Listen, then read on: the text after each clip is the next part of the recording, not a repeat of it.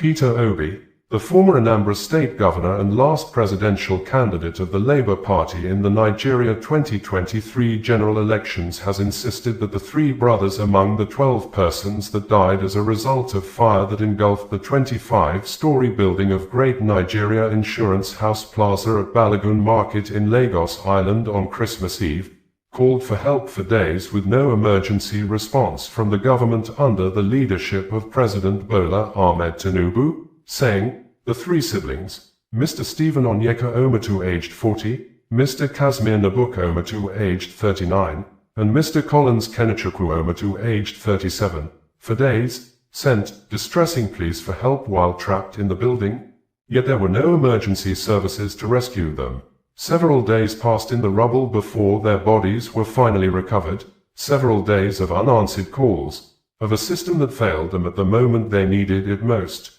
Peter Obi made this statement after attending the burial ceremony of the three siblings held at Uzoakwa community in Ihiala local government area of Anambra State on Wednesday, after Lagos State Government through the Office of the Commissioner for Information and Strategy, Gbenga Omotoso, in a statement issued on January 1, 2026 stated that as soon as the fire alarm was received on the day, the government deployed teams of first responders to the scene, including the Lagos State Fire and Rescue Service, Lagos State Emergency Management Agency, Lagos State Ambulance Services, security agencies, and other emergency and safety units, but this statement from the Lagos State Government appears not to be in line with an eyewitness account, a resident who spoke with News Central Television at the scene of the fire incident, that a phone call was made across to a fire service in Lagos State, but the fire service demanded 30 million naira service fee before the fire service would respond to the emergency issue.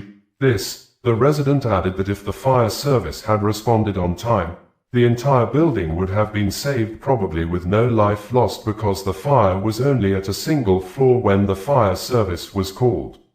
According to Punch newspaper, the three siblings died after being trapped inside the burning high-rise building in Lagos, an incident that shocked residents and reignited concerns over fire safety and emergency response in the country. According to family sources, the intensity of the inferno made rescue efforts impossible, and only ashes were recovered for burial. The burial brought grief and sorrow to Ihiala community, with residents praying that their souls find rest and that their family finds strength to pass through this trying time. After the burial, emotions ran high as the young wives of the deceased, family members, friends, schoolmates, and sympathizers gathered to bid a painful farewell. Some attendees, dressed in black and carrying posters of the three siblings, wept openly, struggling to come to terms with the tragedy that sent shock waves across the community. Punch Online had reported on January 7 that the fire started on the 4th floor and spread to the 6th before engulfing the remaining floors and adjoining structures. A detached section of the plaza, estimated at about 7 floors high, collapsed during the inferno. Inspector General of Police, IGP Kayode Egbetoken, for days now has refused to speak or deliberately kept mum after a well-known founder of a private organization, Harrison Gwamnashu, who have been assisting Nigeria security operatives with credible and reliable intelligence information that have led to the killing and arrest of several kidnappers, in a video statement on Saturday revealed the complicit of the Nigeria police force in aiding and trying to cover up a reasonable suspect behind the kidnapping of a couple in the late days of November 2025 at Avili community in the Etsiko West local government area of Edo State. And the reasonable suspect happened to be the younger brother of the man who was kidnapped alongside his wife, which, the kidnappers only set free the wife after a sting operational ransom money of 20 million naira was given to the kidnappers, with the reasonable suspect fully aware of all arrangements of the top-secret security plans of Harrison Gwamnashu, but decided to make the sensitive security information public even when his elder brother is still held captive by the kidnappers. The reasonable suspect, in a TikTok video live streaming, admitted that he was actually among the people arrested by soldiers over an issue the reasonable suspect refused to state. The reasonable suspect among others were handed over to the Nigeria police force for the continuation of investigation and possible prosecution, but, according to Harrison Gwamnishu, immediately police noticed he was able to recognize the reasonable suspect as a family member who was aware of his security plans, and he was also the one that helped deliver the money to the kidnappers in the bush. An order within the police authority came, and the reasonable suspect was set free immediately, while others arrested alongside the reasonable suspect were remanded to prison. That aside, Harrison Gwamnishu, in an exclusive interview with TVC television station made available to the public by the broadcast media on Sunday night, indicated that the Nigeria police force had all the opportunities and chances to rescue the remaining kidnapped victims, but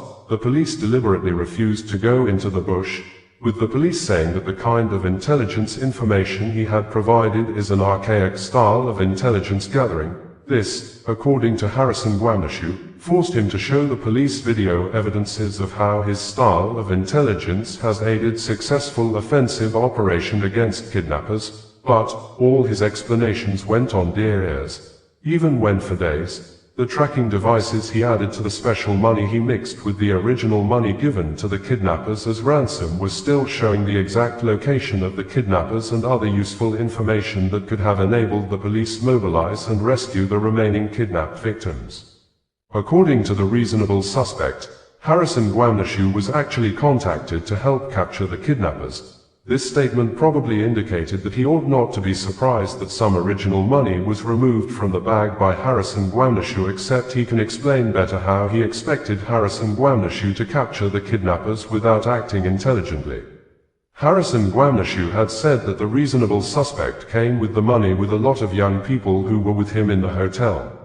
According to Harrison Gwamnishu, he visited the hotel the reasonable suspect was. Harrison Gwamnishu, the founder of a registered private organization assisting the Nigeria security operatives with credible and reliable intelligence information that have led to the killing and arrest of several kidnappers in the West Africa country, especially in the South-South geopolitical zone of Edo and Delta states, in a video statement issued via his verified social media account a few hours ago, has said that the family member and a brother of the kidnapped couple who worked with him and his team to deliver the prepared sting operational 20 million naira's ransom to the kidnappers has been arrested alongside his gang members with guns, but, according to Harrison Gwamnishu, immediately the Nigeria police force noticed that he could vividly recognize the suspect as a brother to the kidnapped couple. The Nigeria police force quickly released the suspect and charged other members of his gang arrested in Auchi to court,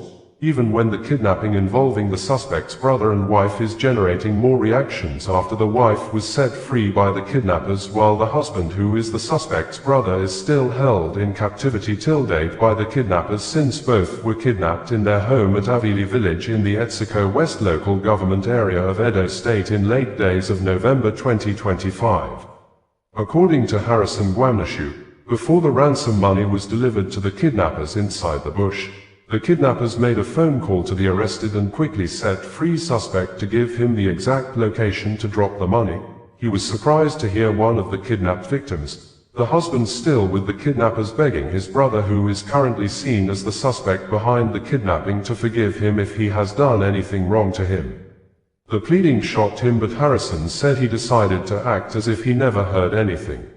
Harrison Gwamnishu added that the suspect, he was the family member that raised the alarm that the ransom money wasn't complete, that was the reason the kidnappers only released the wife and refused to set free the husband.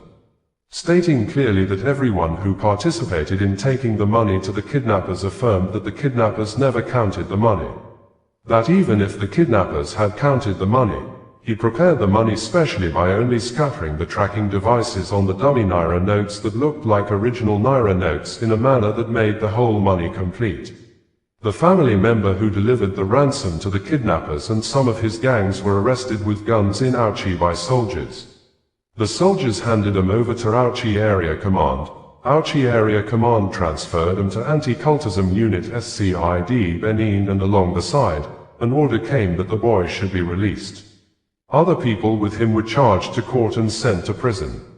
Same boy was with us in Auchi and knows our plans. I told the police my story. My statement is with the police. They did nothing. Continuing, Harrison Gwamnashu stated verbatim thus, "Good afternoon, my name is Harrison Gwamnashu. While I was in custody in State Sid, Benin, at the CP's office, CP was in that meeting, the Chief of Staff to the Governor was in that meeting, the CSO to the Governor, Chief Security Officer to the Governor was in that meeting, the Commissioner for Security and Public Safety was in that meeting, the Head of Investigative Team was in that meeting, the family members were in that meeting, the wife of the man kidnapped was in that meeting, his brother was in." Uzoakwa, bringing you the news in a more digital way.